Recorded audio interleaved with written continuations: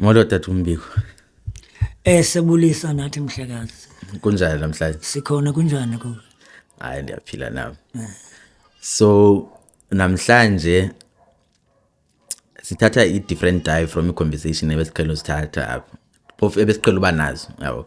So in most cases apha we do book reviews about financial education and also do i-career paths, yabo. Let's say umuntu uyi-dentist and then we talk about leyo career path yakhe, yabo, to try and motivate abantu. And then we'd also have ezinye conversations educational, but namhlanje sithatha into different that we are not used to, of which history, yabo. So lento le i-idea of having quality conversation lena was brought by uBranzika and ukhona pha eside. Uzawunixolela from ela side, but uzawuba khona as i-ghost guy yethu, uzawu-engage naye. Otherwise Bransika unjani? Right now. Ndi-great now. So uBransika udibene nawe from any project ebeniyenza, yabo, and then wa-realize uba ininzi history yaziyo about inyanga, yabo, and ne-history elapha eMzantsi, yabo. So namhlanje besizocela nje usisharishele nje a bit and then sawuzama uba ibe structured so that sikwazi uyifitha into i-hour, then if uzawukwazi sikwazi uba nezinye i-episodes, yabo. So ke ngoku from talking with you siye sa-realize uba i-broad le history, yabo, because ekuqaleni besifuna uthetha nge-history yasenyanga, yabo, but siya-realize ke ngoku ubana iye itouche into iPhilippi, yabo, and also ke ngoku ne-Philippi village, yabo. So nje for i-first question, yabo, before maybe nam ndingene kakhulu, yabo, besoqala nje usixelele uba how did it happen ukuthi wazi so much about le history lena, because bakhona abanye abantu and kudala bephila but you'd find uba abayazi le history le, yabo. So wena ke ngutata wazi njani? Enkosi, le history umasipala wena project yoba abantu kufuneka babhale ngendawo abahlala kuzo. That was in 1997. So sasinombutho okwakuthiwa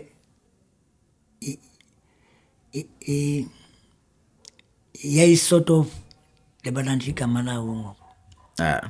Ya ndizakukhumbula kodwa ihambeni kwexesha. Akho ngxaki.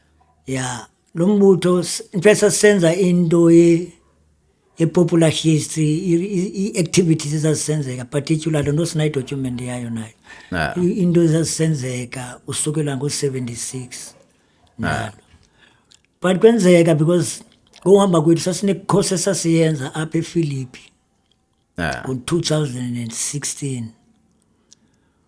Kwakho umfazi ophethe phaya i-CEO yephethe ePhilippi ekuthiwa ngu-Amos Strauss. U-Amos Strauss ke wayenantsika wayi-lecture apha e-UCT ke-Department of Architecture njalo njalo, architecture nantsika graphic design ne-planning. Sadibana naye wasichazele kuse ufuna i-history lapha kudala because ufuna ujika le ndawo kuthiwa i-Cement Works ibe yi-suburb. Okay. Sathi thina no singakwenzela i-history, sinayo i-history senyanga mari incomplete unless wena unosifanda sidevelope. Yabe ke ngoku siyayidevelopa njalo. So sihambile kuzo zonke izindawo apha e-Afrika eyona museum indala, in fact eSouth Africa inasi i-library endala, i-library iPark Gardens, yabona i-library iGardens, eyona nento yonke. So aba bantu safumana information phaya, information sefumana emayibuye nansi ke University of the Western Cape phaya basinika i-guidance ba no mani yani ki-archives, because i-archives nazi documents zakamasipala and bona banayo information ye-divisional council. Abantu abane-information ye-divisional council ki-archives e-Roland Street. That's lapho sibheke khona ke ngoku sabe siyayifumana information ye-history yasenyanga. Safumana man no man i-distortedly history basinike yona aba bantu because i-history yasenyanga iqala ePhilippi. Okay, then ke ngoku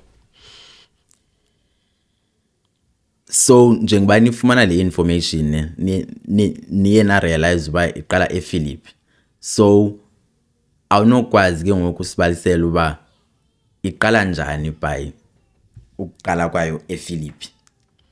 Kaloku sithe sofumana into yokubana iqala ePhilippi. Fortunately ubrother wami isebenzele lebha kulaa company yange-19 but wayeka ngo-1972 ngo-1972 wayeka. Ndinabo abantu sinabo abantu basenyanga babesebenza phaa. iPhilippi kule ndawo ne-Cape Philippi Village noNantsika noJunction yayikhampani amajamani ayiphaa kuthiwa nguHenred. Okay. Jewels yayikhampani le yenza isamende. The sophanda phaya safumana noma naba bantu babehlala phaya ePhilippi kindawo kwakuthiwa iSakisdorp. That was between 1938 and 1941.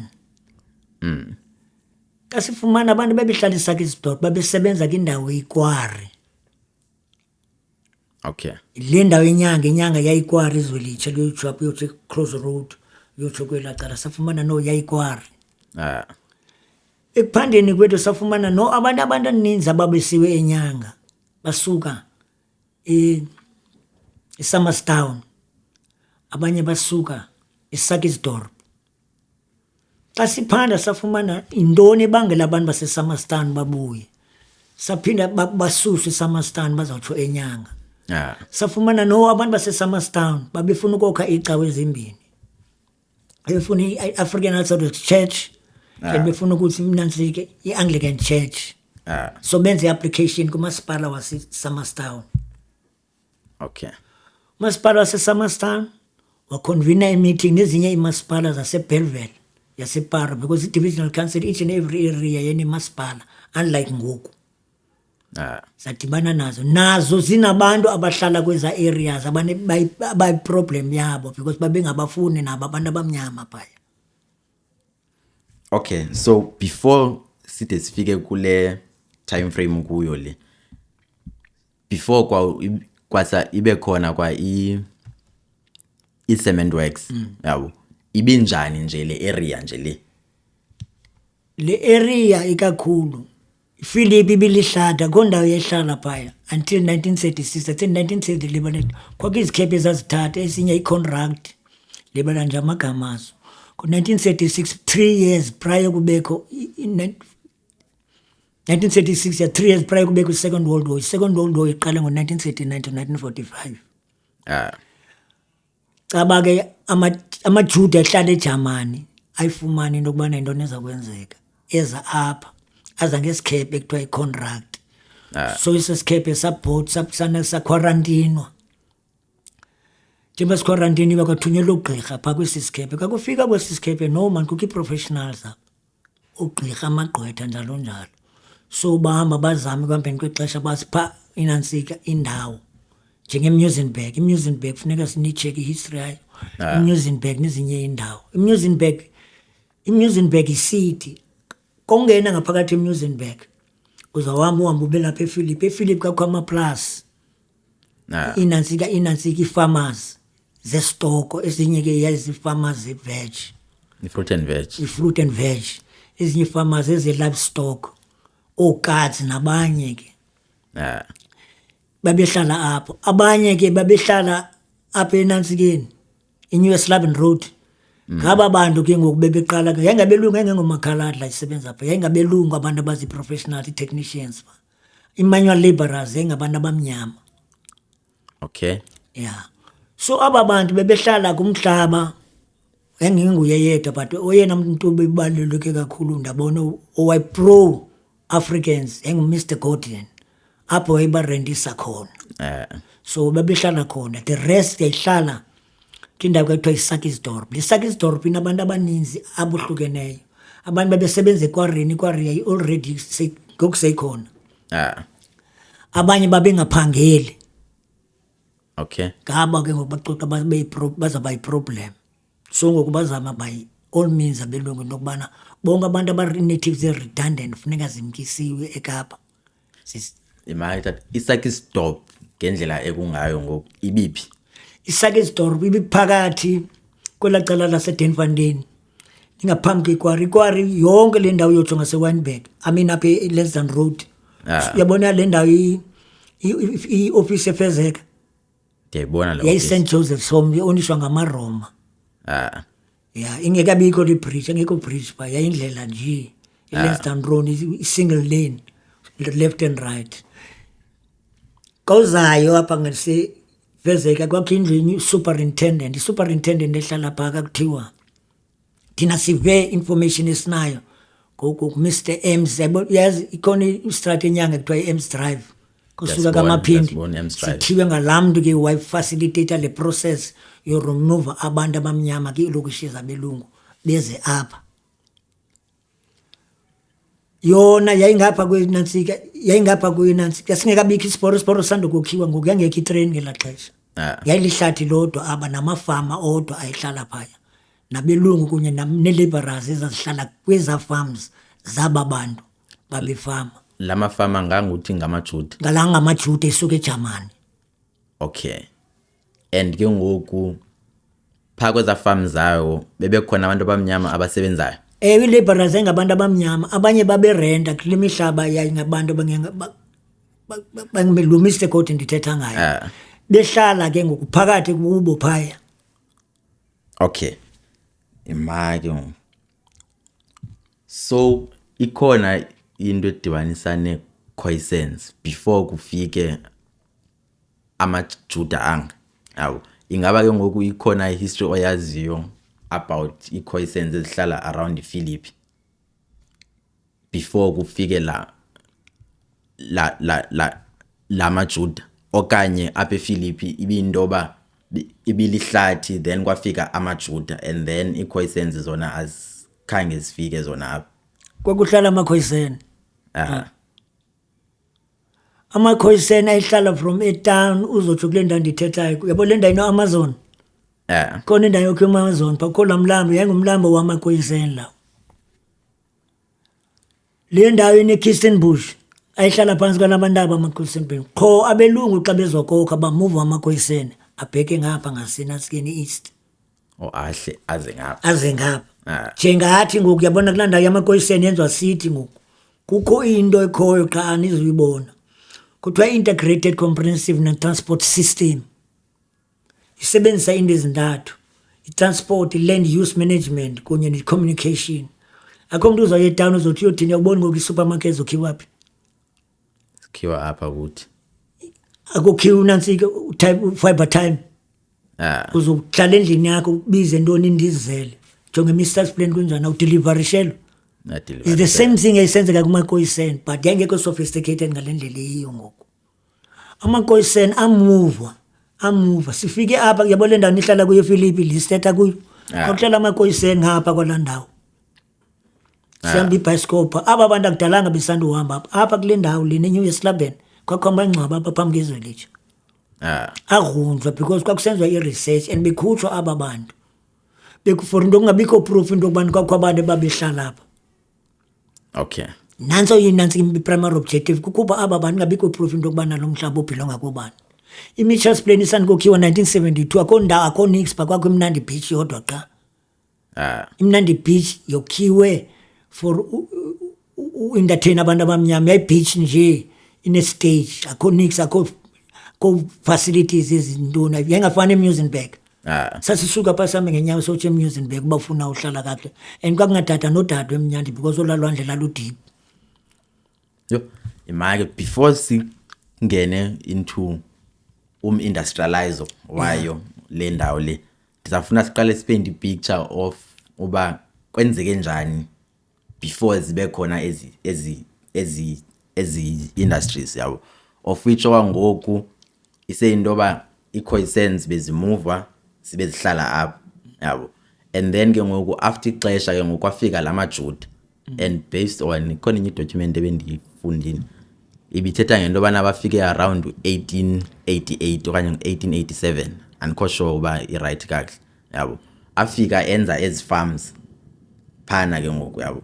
And ke ngoku as ixesha lihamba andikho sure if baye bawaqasha iCoisans, but ikhona into etshoyo uba abantu abamnyama bebeye baqashwa basebenza pha as i-laborers.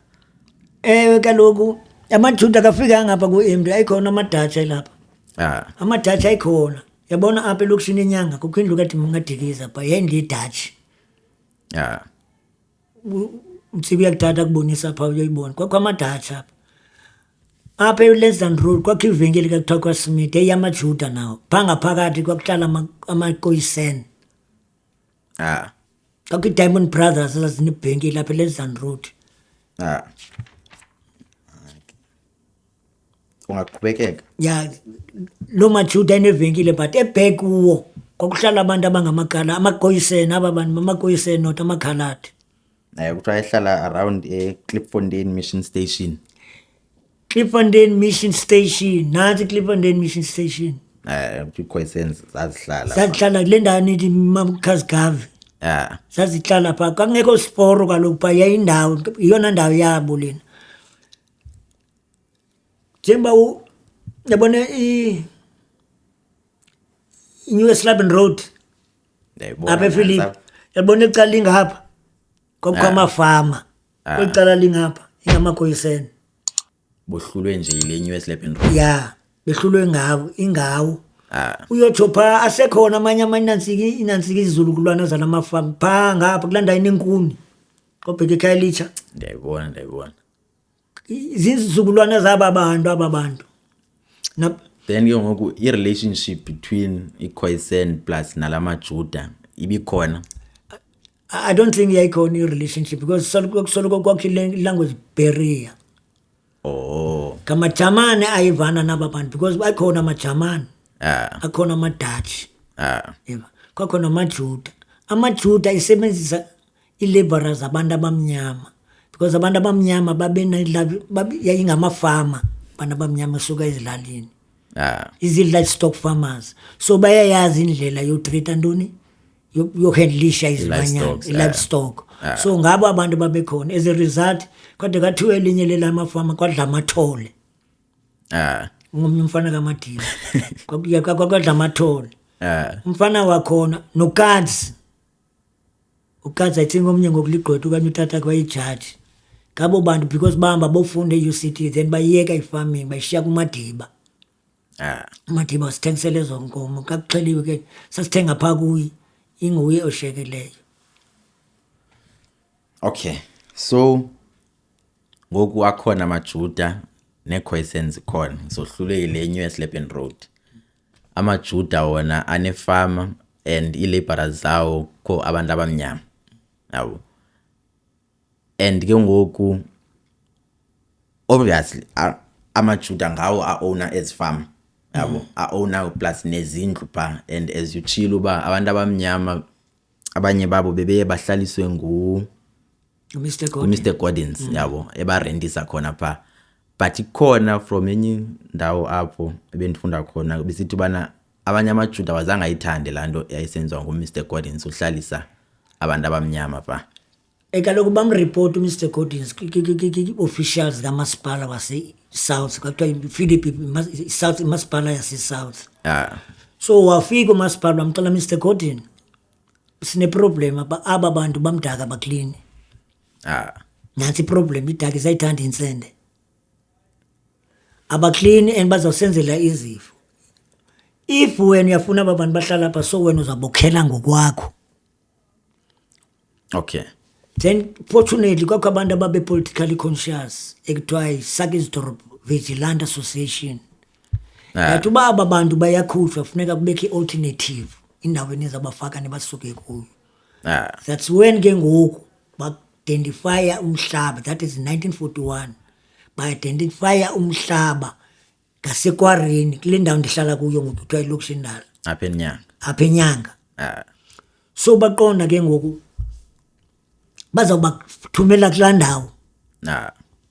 Unfortunately imfazwe yaseyiqalele 2 years prior to i-identification yomhlaba because iqale 1939 imfazwe. So abazuba nayo imali yokokha funeka imali igciniwe. yabe ayizokukhiwa njalo lokhu ndalo ukuze izokukhiwa ke ngoku 1946 46. Okay. ukokhiwa kwayo gradually abelungu bazithathe bafunela ezinye indawo zohlala. For instance ayibona njani Constantia ingamaplus nje ngePhilippi yayilima ifarming iqale phaya eConstantia and isekhona ifarm nakhona isekhona nangoku. So lamaJuda fuduka apha ohlala eConstantia ashiya inantsika ifarm laborers zabo izize ezihlala ezifama zabo njengaleni into ndixelela yona uDlamathole. Abantu bamazi uDlamathole abadala buza uDlamathole bamazi bazakuchazela yayifarm yayilapha apho sasithenga khona igusha. Okay make before sifike ku41 because ngoku siskipe nePortland Cement Works, but before nayo ndifake benifuna nje paint picture uba ibinjani izindlu ebezikhona, ingaba ibizi shacks okanye ezo shacks yayingamasaka masaka yabona izangqudala kwakhwingqowa ibona izingqowa zethu 200 nansi ke 100 nansi not as plus not ezi zikhoyo ngoku ingqowa okay ndiyazibona zize ezikokhiwa ngayo yangeyiyo yodwa le lokishi yakhona iSakisdorp nasenansi ke neWorcester yayikhiwe njengamabhoma ethu ezazindlu including nezindlu ezamaJuda zinjengalento ndobonisa yona ilapha isekhona iexample lezazindlu lapha enyanga kule ndawo isanda ukukhiwa ikhona enye ezazindlu phaya. Okay zizindlu but zikhiwe ngearchitecture yaseDutch. But singathi khona ithethe yazindlu kaMadikizi yabona nansi ngikhumbula sasiyibona phana ya ndihamba noMendi ya yiyo leyo yiyo leyo sazinje same architecture injengalendlu kaMadikiza. Okay then ke ngoku iPortland Cement Works iqala njani because ngoku from le time frame esinayo sisene farming ekhoyo but then sibe nazo necoisance across le New Slepen Road.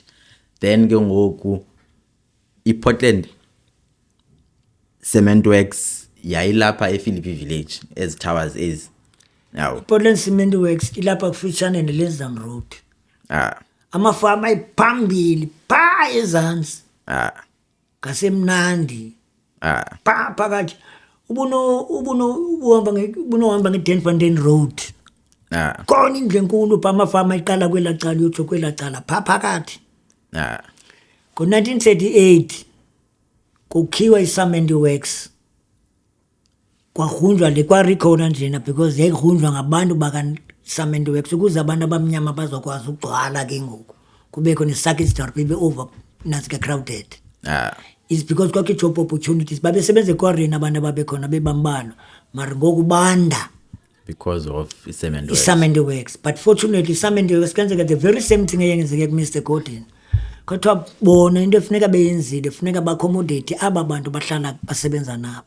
Aba bantu babeze nabo bona babehlala eKwareni enansikeni eNkomponi besuka I think first nantsike laborers at Cement Works zasuka eSterkspruit somewhere there indaweni then ke ngoku Mike le Cement Works factory ibiye yobani i-cement nantsike Portland Cement ownisha nga-Anglo American lo promote nantsike labor nansi migrant labor system.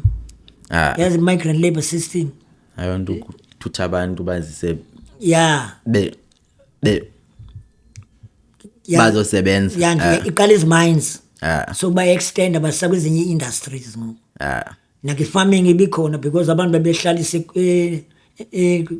ifundesini benzele hostels benzele iphaye efama kubekho ifundesi isekhona nasemaphalo lonto even ngoku ufike behlala kunye nezilwanyana pha ikhona indlwane ebekwa pha kuthiwa kusefundesini ecaleni bayifeed yezilwanyana then ibe zizindlu ze-laborers then ibe zizilwanyana yena kahlali phaya uyahamba uza for instance apha kuhlala ibona into ababeyenza into yayisenzeka kakudala bebesebehlalisa i-laborers pha xa eze xa kuthengisa bazokoleka loo mali.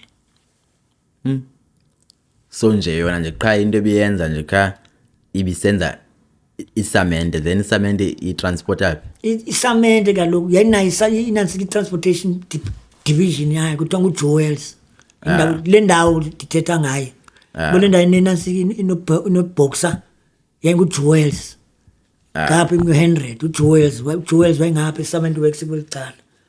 So i-transport kaloku yonke ikapa yokhiwe kinantsika iPortland Cement Works ngaba zimenantsika nantsika suppliers zesamente apha eWestern Cape.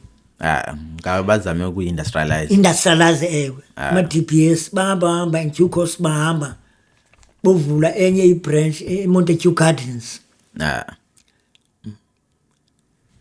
Okay, so ivulekile ne i-Portland Cement Works and ke ngoku iqasha abantu abamnyama, ama-colored akhona now. Akeke amakhalani ngabantu ababemhlophe babe nezindlu suka apha.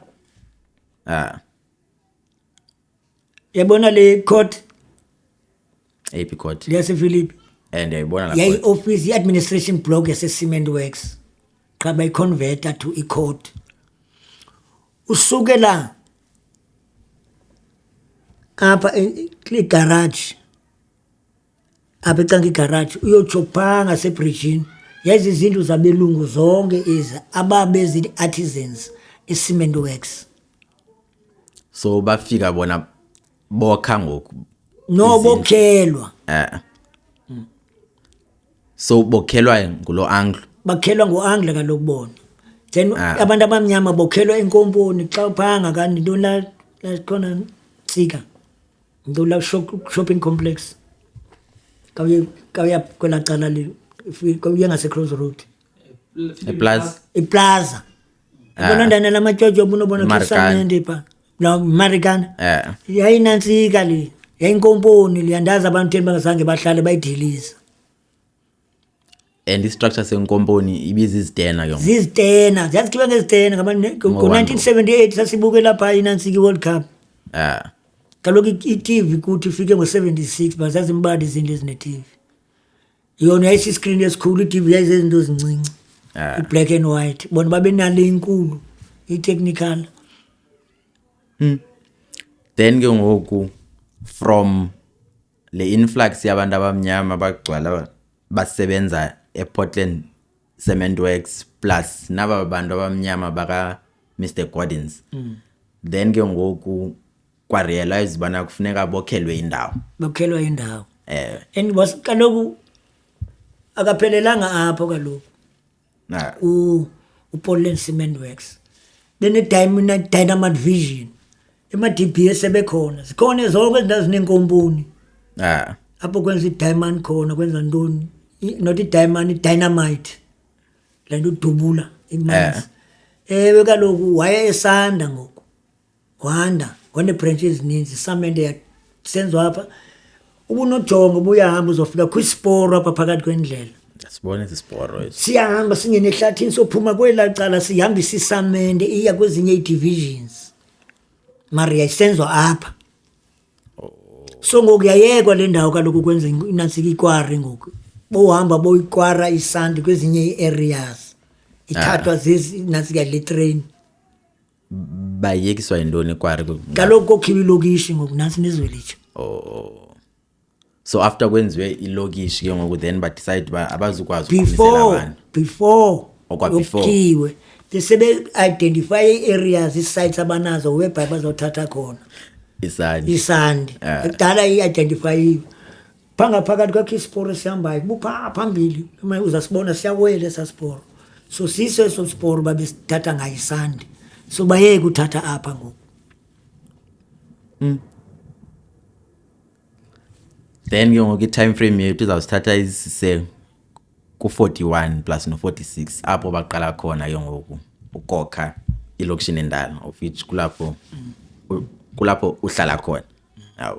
So kuyo singathatha brief nje kancinci and ikhona enye image ubunayo pha and I think abantu late yona ewe so yona izawuba ku-episode 2 apho sicacisa khona yona ukubana zokhiwe njani yabo inyanga lena and ke ngoku ngabantu abebesuka phi abanye apart from abaka Mr Gordons plus naba base aba ebebese Sakisdorp of which ngaba bebesebenza kule Portland Cement Works yabo. So zona sawungena kuzo kakhulu kwi next episode because andifuni sithethe kakhulu kwi episode A1 yabo. Singazi break it down into episodes as different because nawe unalo nexesha una indawo ekufuneka uye kuyo yabo.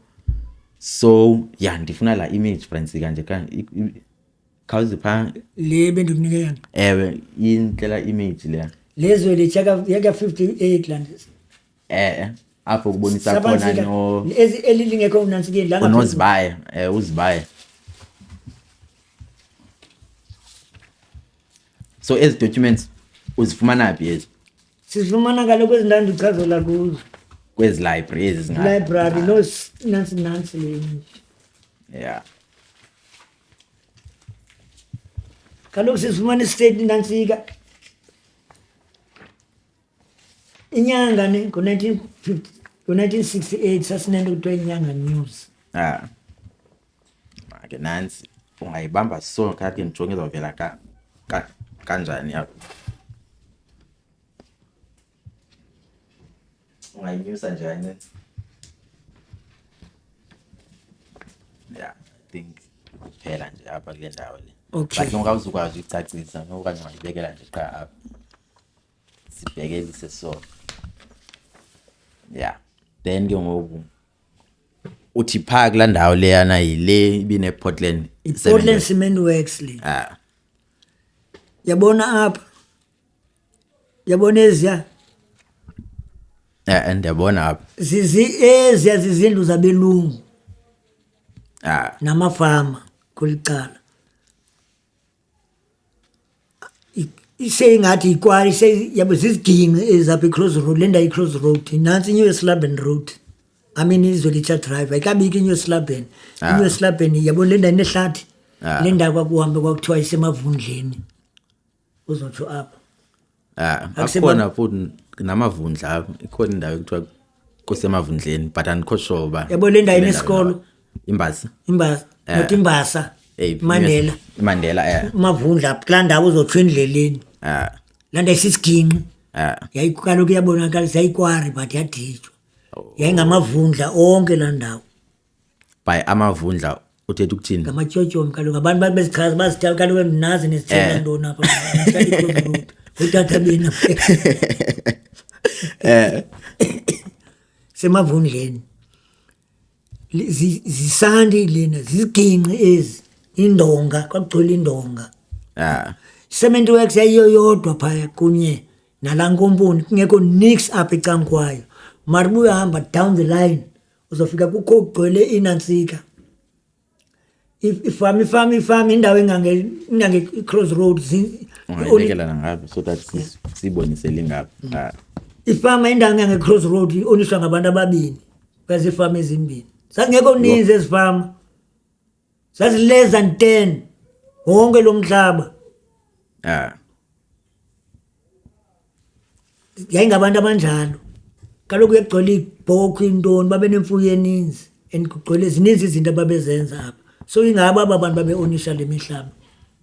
Okay, then from apha ke ngoku intoni le zizi yabona ezolitsha ngo-1958 lo kuyaqala ukukhiwa izelitsha extension because seyokhiwa uma ngo-52 ngo-58 kokhiwa ezibhloko ezibomvu ngo-46 kube kokhiwe ntoni kokhiwe ilokishi endala. Okay, ilokishi endala yafumana izindlu eziyi-208 kubantu abayi-800 abanye bayaphi naba bokha apha.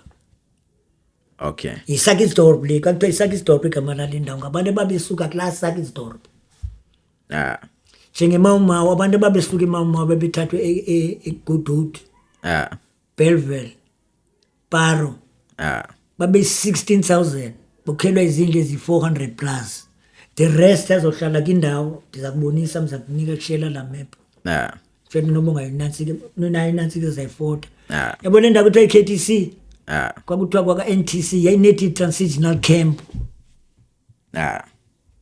Native na-NTC nathi sifike ngo-59 sazohlala phaa thina singabantu besithathu uhlala kule area ndihlala kuyo. Abantu ababehlala phaa yayingabe befundise next door ekhaya esisikolo.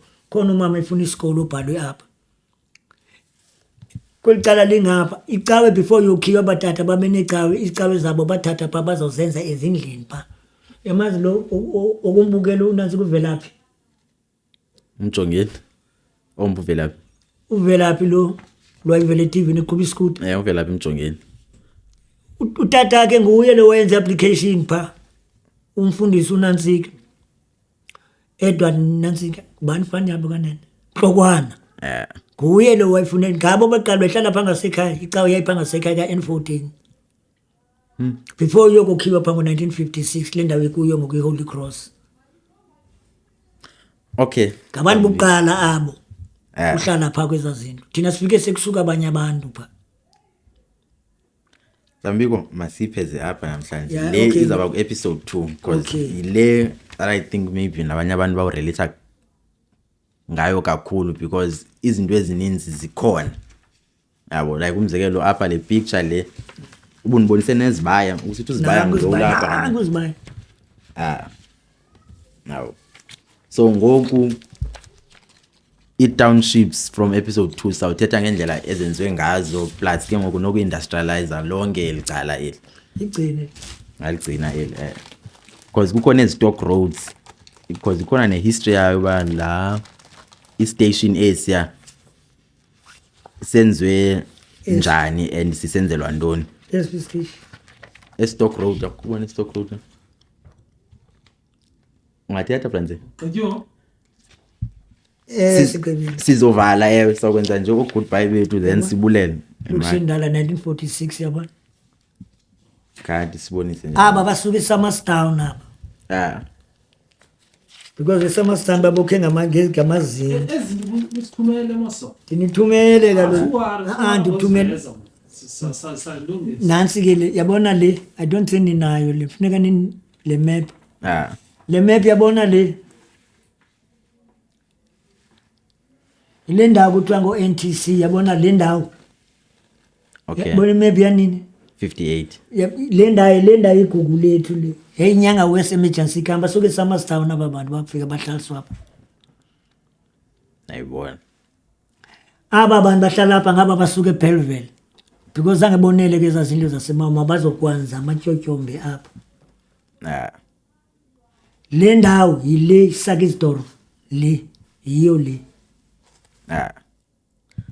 No tata sizawucacisa kahle le pha ku episode 2 so that singayenzi bende kakhulu le episode le. Otherwise ndiyabulela kakhulu tata kusipha ixesha lakho and senibulela na for episode lilandelayo ba. Lokame funeka kaloku sichaze ixesha before time. Ayongxaki. Ayongxaki sizakuxelela. Ndicinga phinda funeka ndiye kuyo. Enkosi kakhulu tata siyabulela. So. Yabona le ingane le. Kutata bina. Anozuqala nevalelise ufuna sivalelise? Singavalelisa kule. And so ithetha le. Okay. Singavalelisa. Ngapha nibulele nje tata. Okay. Usipha ixesha lakho and washarisha le information sinayo because I feel like ibalekile kakhulu because into ezininzi ozithethayo beningazazi yabo and ngoku zayijonga ngelinye imehlo le ndawo lenhlala kuyo because at least ndiya understand the history behind yona. Yeah. Yabo. Ndiyabulela nami nibe nomdla madoda kule nto niyenzayo. Yeah, because it distorted the history yendawo zethu zonke. For instance yabona le nto uthetha le uthetha. Abelungu babengafuni amakoyiseni abenelungelo.